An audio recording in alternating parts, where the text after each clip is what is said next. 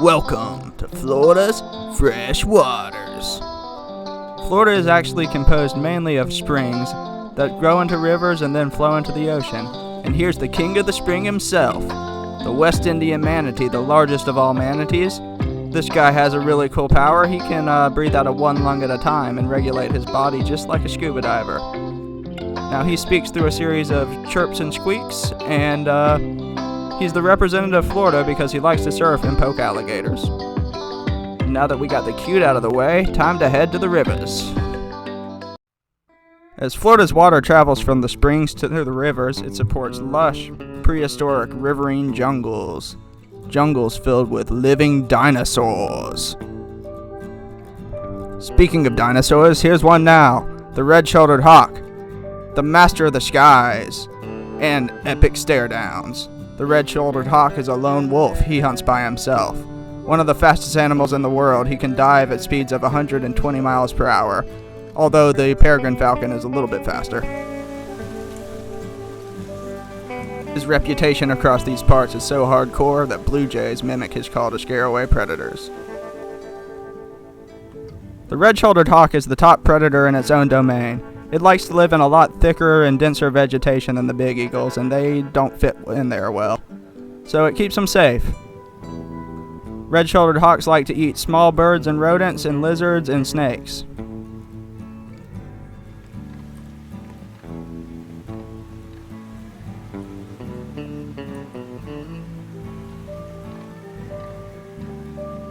Red-shouldered hawks are also so cool that they get their own, wait for it,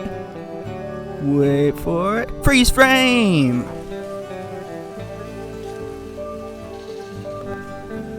And here we are at the beautiful Mayaca River, one of the best preserved rivers in all of Florida.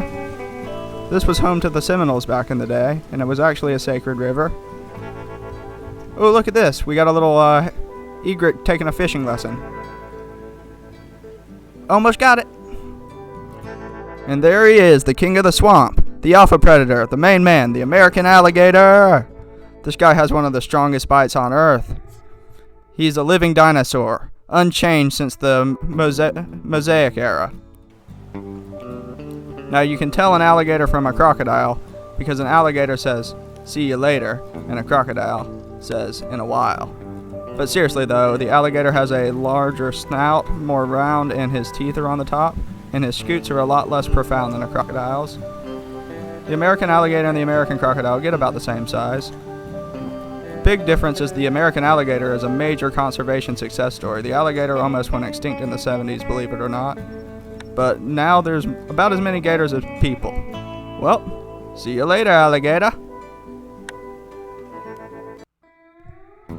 And here we have the amazing great blue heron, one of the largest birds in all of North America. With the swagger to prove it. Look at that strut.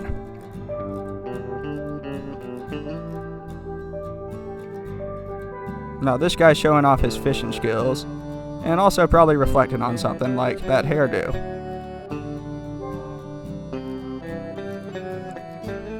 Cranes are master fishermen. They like to try to scare the fish and channel it with their shadow, and then whack. Nope. Maybe a different time.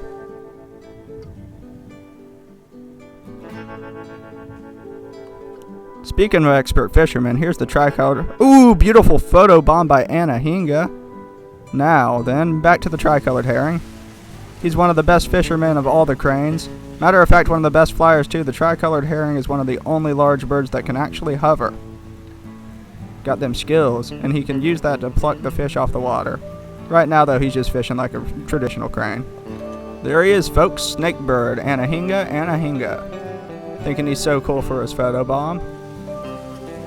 Actually has a pretty good Loch Ness Monster impression. Now, that's how he gets the name Snakebird.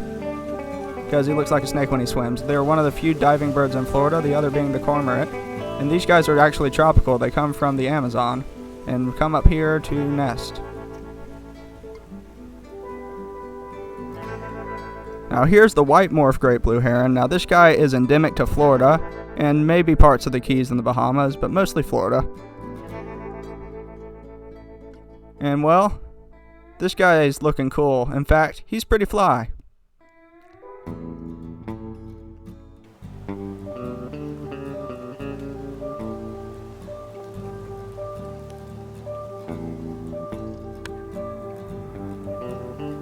And the catch of the day goes to great blue heron.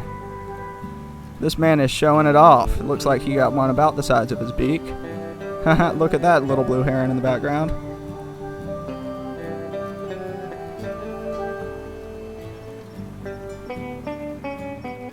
Now, great blue heron is about to show you what you do when some of your friends ask for your fries. Guy thinking about hanging out, and nope, buddy, go catch your own. I'm out of here.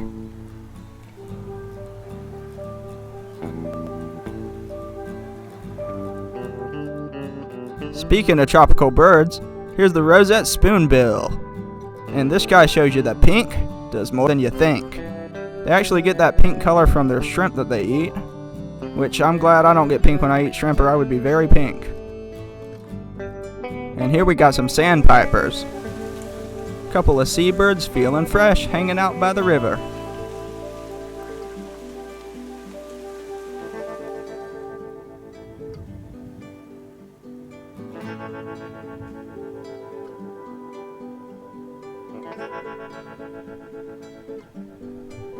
Getting all washed up. I know what some of you guys are thinking. No, that sandpiper did not have a major Grossberg. This is a limpkin, one of the most beautiful birds in Florida and one of the most endangered. So these guys are very common at Mayaca. They typically only eat apple snails and are big fans of escargot.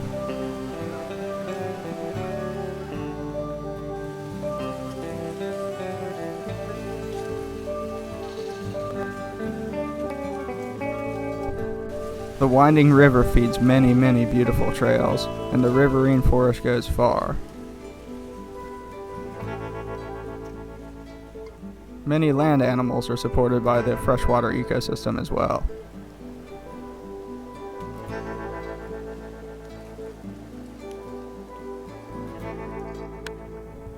And here's the gray squirrel. Big conspiracy theorist, this guy. He thinks the whole world's out to get his nuts. Now he's smart though. He pretends to bury his nuts even though he doesn't. Oh, faked you out, didn't he?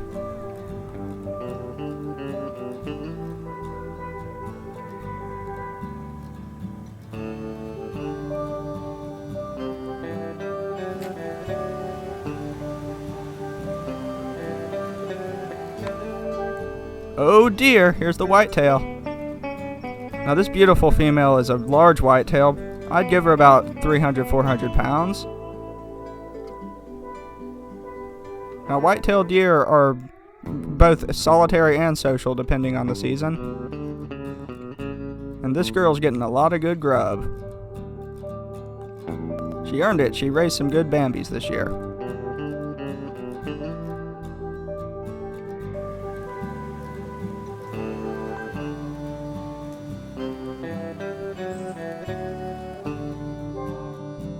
And these little piggies went to the prairie.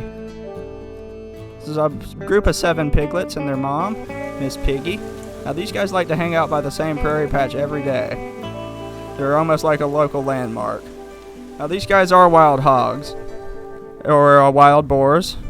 And wild boars are one of those animals that in certain circumstances could be invasive or just considered introduced. Not all introduced species do damage to the environment, and that's the big difference between invasive species and introduced species. And it all depends on how much damage they're causing to the environment, if they are considered invasive or not.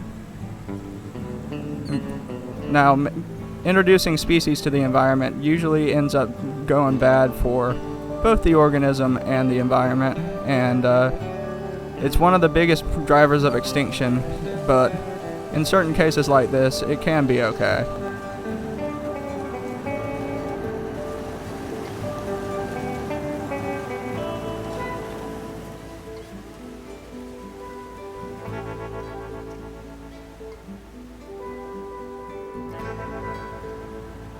Well, back to dino talk. Here we got the wood stork in a group eating around. It's also got a couple herrings, a white morph great blue and a regular great blue. Now, wood storks are beautiful, beautiful animals. They also come from the tropics, and they nest in mass in Florida. In some places, their flocks can cover the sky. Despite their bald looks, they're not vultures. They eat fish just like most other storks and cranes. They're actually one of the few true storks in the Americas.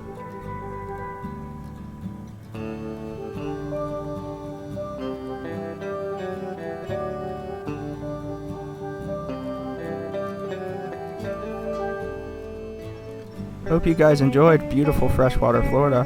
Now, believe it or not, Florida's freshwaters are very, very threatened right now through overuse, which is weird in such a wet state, but I'm going to go ahead and leave you guys with the sound of nature now. One thing you can do to help is look into alternative ground coverings like perennial peanut and native grasses. Believe it or not, most water use goes to yards and not agriculture, and we can all help save this beautiful ecosystem. Bye!